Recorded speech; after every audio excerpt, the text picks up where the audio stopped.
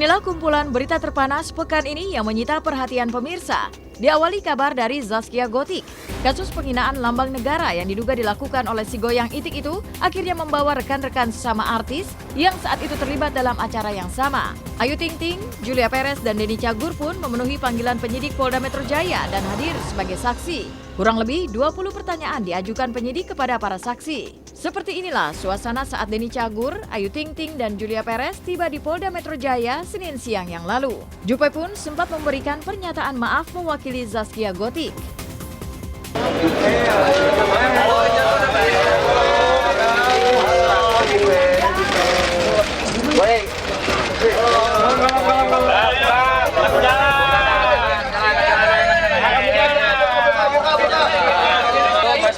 Masuk dulu, biar masuk dulu. Iya bang,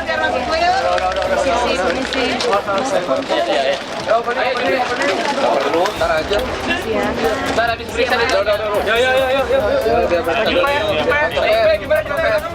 isi dulu saya bang. Ayo. Kasih lewat. Lewat coy. Kita ngobrol-ngobrol. Oke, yuk. Sekitar 19 ya. 21. Ya berkisar 18 sampai 21 ya. Pertanyaan seputar apa aja mbak?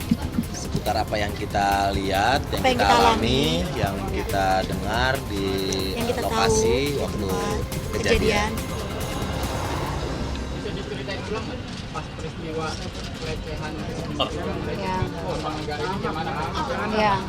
Itu bukan kapasitas kita sekarang. Ini sudah ada di pihak kepolisian. Biarkan pihak kepolisian yang bekerja. Jadi mohon maaf kita nggak bisa banyak memberikan statement kali ini karena kami takut nanti semuanya malah jadi rancu. Tanpa bermaksud membenarkan apa yang dilakukan Zaskia.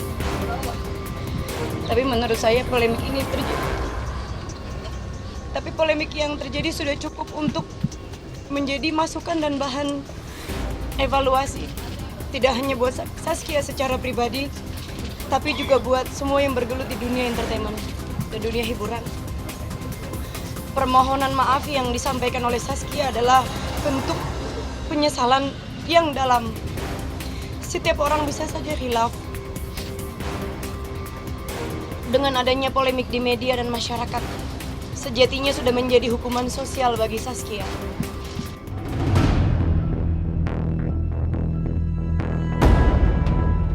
Setelah Ayu Ting Ting, Julia Perez, dan Denny Cagur datang ke Polda Metro Jaya dalam kasus Zaskia Gotik, maka Rabu 23 Maret 2016 lalu, giliran Raffi Ahmad, Ayu Dewi, Dede, dan Shahnaz yang diperiksa tim penyidik Polda Metro Jaya sebagai saksi. Usai menjalani pemeriksaan, Raffi Ahmad keluar terlebih dahulu. Ia mengaku ditanya belasan pertanyaan oleh tim penyidik seputar kronologis saat kejadian. Berikutnya giliran Ayu Dewi, Shahnaz, dan Dede yang keluar dari ruangan usai dilakukannya penyidikan. Sejumlah 18 pertanyaan diajukan kepada mereka, masih seputar kasus dugaan penghinaan lambang negara yang dilakukan Zaskia Gotik. Harapan dari para sahabat Gotik adalah agar kasus ini dapat segera diselesaikan. Arabi, bentar. Sini ya. Bentar sih. Fungsi itu Ayu Dewi sama sih. Ayu Dewi. Gimana Bu? Assalamualaikum. Jawab. Waalaikumsalam, yuk. Saya datang ke sini karena dikasih surat memenuhi panggilan sebagai warga negara yang baik. Di sini saya menjadi saksi. Saya tadi dikasih kurang lebih ada 20 atau 21 pertanyaan yang terkait dengan perkara yang sedang menimpa teman saya Zaskia, yang memang itu terjadinya di acara saya, di acara gitu. Tapi saya di sini kapasitasnya hanya sebagai saksi aja. Berapa pertanyaan? Ada 20. Saya berdoa supaya masalah cepat selesai itu. Cukup ya? Saya kira demikian. Rekan-rekan. Pak, itu untuk satu penanya. Apa aja bang? Bang. Tanggapannya ya kita memenuhi surat panggilan secara sadar sebagai warga negara Indonesia yang baik, dan kita iya kan karena itu kan memang ya pokoknya kita memenuhi kewajiban sebagai warga negara Indonesia yang baik dan kita memberikan jawaban, keterangan sesuai dengan yang ditanyakan. Nanti materinya apa, jawaban kita seperti apa, itu adalah sepenuhnya hak milik penyidik. Ya, dan mudah-mudahan kasus ini jadi pelajaran aja. Ya.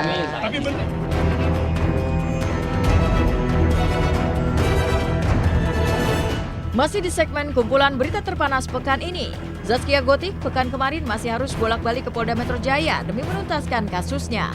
Gotik mengaku menyesal atas peristiwa ini dan mengaku siap andai harus ditahan. Yang mengejutkan adalah pernyataan Komisaris Polisi Miko Setiawan, Kanit 1 Subdit Cybercrime Polda Metro Jaya, bahwa jika unsur pidana telah terpenuhi dan status Zaskia Gotik meningkat menjadi tersangka, maka penyidik memiliki kewenangan untuk menahan pedangdut itu. Secara kasat mata, pihak penyidik juga telah melihat dugaan penghinaan lambang negara yang diduga dilakukan oleh Zaskia Gotik, hingga langkah selanjutnya adalah melengkapi bukti agar berkas dapat segera diserahkan kepada pihak kejaksaan. Ya, senang. Ada yang nemenin. Ya, kan kelihatan dikala kita lagi ada masalah, siapa yang lagi dekat sama kita, gitu. Berarti itu yang selalu support kita, gitu. Neng jadi tetap semangat gitu, Neng. Kenapa? Jadi semangat kan, Neng? Semangat, ya harus semangat. Apapun yang terjadi kan harus semangat. Neng, bisa dibilang ini jadi satu bentuk pelajaran kan, Neng ya? Bisa lebih hati-hati lagi, Neng. Iya, pelajaran yang berharga buat saya. Ya. Teteh, sini dulu teh. Neng, semangat Neng. Ngobrol dulu ya. Ya pasti penyesalan ada lah ya kan, ini pembelajaran buat Neng. Ini pembelajaran yang sangat-sangat berharga buat Neng. Jadi ya Neng juga kedepannya agar bisa lebih baik lagi. Ya manusiawi lah. Apalagi Neng nggak ngerti hukum, jadi pas masuk ke dunia ini ya stres pastinya gitu kan. Tapi Oke ya ya, sudahlah. cukup ya. Semuanya- Mas. Ya. Semuanya sudah berjalan, jadi ikhlas aja. Oh, Siap nanti. kalau memang terbukti Kan proses hukumnya prosesnya kan nanti berjalan. Lihat aja. Kalau dari kita, kalau misalnya dia terpenuhi unsurnya dan dia sudah memang nanti dinaikkan statusnya menjadi tersangka, ya kita bisa ada kewenangan untuk menahan.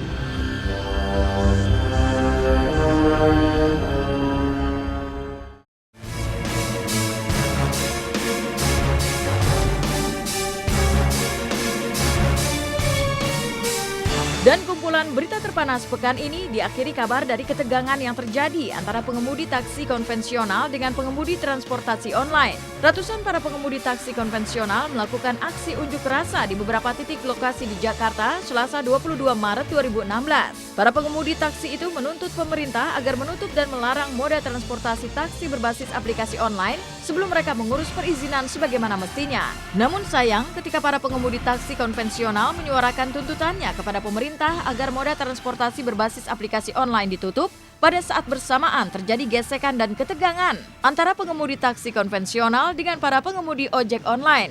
Entah siapa yang memulai genderang perang, masing-masing memiliki cerita dan versinya sendiri. Dalam memperjuangkan aplikasi sudah ditutup Pak, sama Uber dan Uber kan. Gojek semua juga ditutup. Penghasilan Bapak menurun. Tambah menurun. Halo hasil tambah menurun. Hidup Bapak Kapolda. Kalau hasil konferensi nanti Polhukam tidak memberikan keputusan memuaskan buat kita akan buat aksi ogok massal secara nasional. Nah itu nggak ngerti saya, pokoknya korban udah banyak Gojek nih yang jadi korban. Dipukul. Diajar. Pukul sama driver BBG. Satu paket turunin.